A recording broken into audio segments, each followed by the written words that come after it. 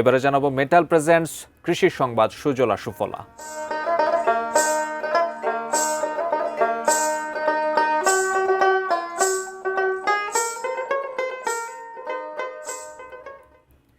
শরীয়তপুরের নড়িয়ায় ঘাগড়ি জোড়াখালের মুখ বন্ধ করে সেতুর সংযোগ সড়ক নির্মাণ করায় বন্ধ হয়ে গেছে পানি প্রবাহ। এতে জলাবদ্ধতায় কয়েক বছর ধরে অনাবাদি প্রায় 500 একর জমি। এতে স্থায়ী ক্ষতির মুখে পড়েছেন নড়িয়ার ঘাগড়ি জোড়া, নশাসন ও পানাগাঁও এলাকার অন্তত 500 কৃষক। তাদের অভিযোগ, 4 বছর আগে ঢাকা শরীয়তপুর মহাসড়কের কোটাপাড়া সেতুর সংযোগ সড়ক নির্মাণ করতে গিয়ে অপরিকল্পিতভাবে ঘাগড়ি জোড়াখালের মুখ ভরাট করে ফেলে সড়ক বিভাগ, আর এতেই সৃষ্টি হয়েছে দুর্ভোগ। তবে এই সমস্যা থেকে উত্তরণে ভরাট হওয়া খাল খনন করার পরিকল্পনা কৃষি বিভাগ এবং সড়ক ও জনপথ বিভাগের।